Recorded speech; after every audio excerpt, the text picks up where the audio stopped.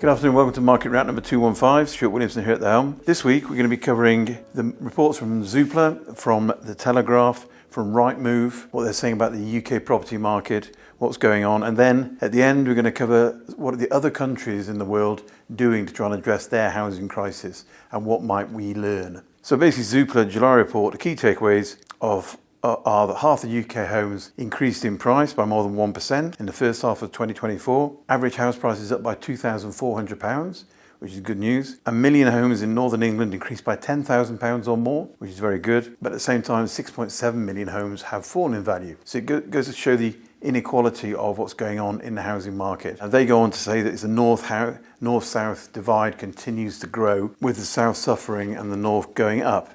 Now, that's completely at odds with what the Telegraph is saying. Telegraph today came up with an article, house prices rise for the first time in a year, according to the ONS. 2% year on year in May. Properties in the southeast in general rose by 0.7%, which is pretty strong. They actually went up by £19,000 each in London to an average of £523,000. That's 3.5%, and it's the highest monthly jump since records began in 2010. Compared to average house prices around the country, that's quite amazing. And apparently it's the prospect of the Bank of England rate cut is getting people to get back into the market.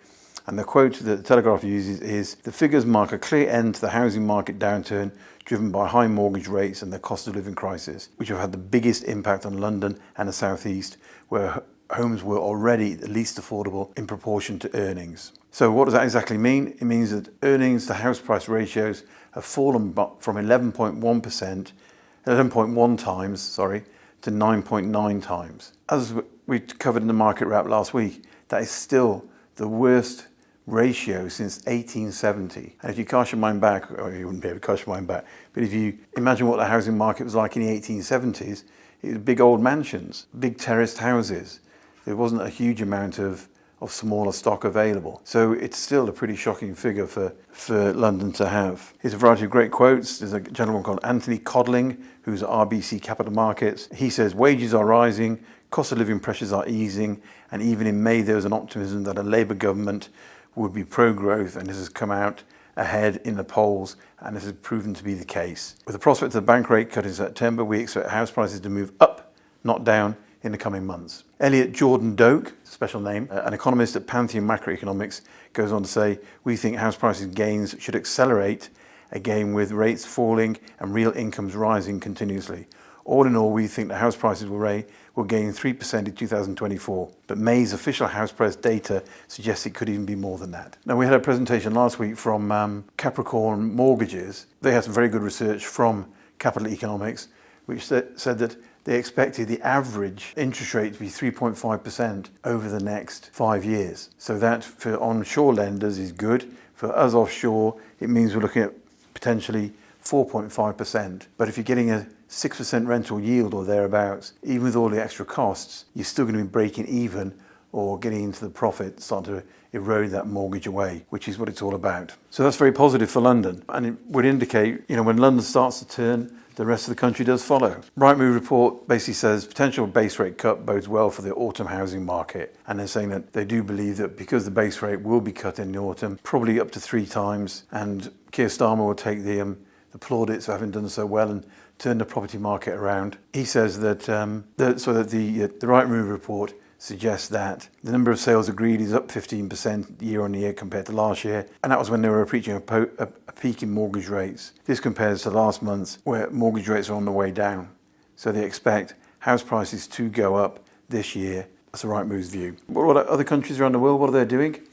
Well, Canada, as I mentioned last week, is basically taking a slightly different approach. They're offering bonds as opposed to deposits for you to buy property, so you don't need such a big deposit. They've also tried to stop foreign investors buying into the market by having a 2-year moratorium on foreign money buying. But then thirdly, they've gone at the other side of the spectrum. They're giving low-cost loans to get projects off the shelf and shovels in the ground, as they call it. So they're actually funding what they call an apartment construction loan program, which basically will help builders build rental housing with low-cost repayment loans that will then get more property out there in the marketplace. That's a pretty good idea. It might be not a bad idea for the UK government, even though it's hugely indebted, to consider that.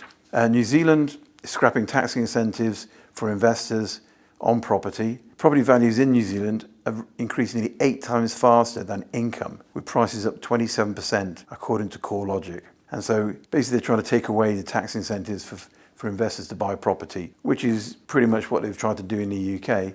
But the difference is this is foreign money coming in and to a large extent and buying up property. And it's not such a massive rental market, whereas in the UK, it's rentals that we need with the growing population. And therefore, having tax incentives taken away for UK landlords is a negative approach. Grant Robertson says, basically, the Finance Minister, we want to curb investors' appetite for existing residential properties, but also want to stimulate investment in new housing.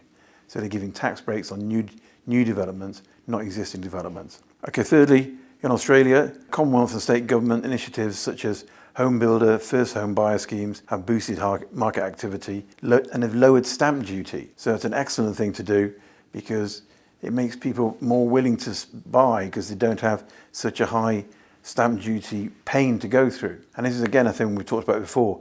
You know, if you made less stamp duty in the north of England, then people would move there, and it had to more movement of jobs and make the economy more robust. Now, one of the things that Keir Starmer was talking about, I think yesterday, was creating a skills academy, and that's a great idea because we need to develop new skills in certain areas. One of the things that Australia has going for them is you get many kids leaving very good schools and going into working on the trades, on the tools, because they get a good training on that, and the income they get by and large is great. So if you were to incentivize people in the UK to do the same, perhaps that would help change the profile of what we've got going on in the UK housing market. The second thing they're doing in Australia, trying to change the buyer profile. The market now focuses more on local buyers who are owner occupiers.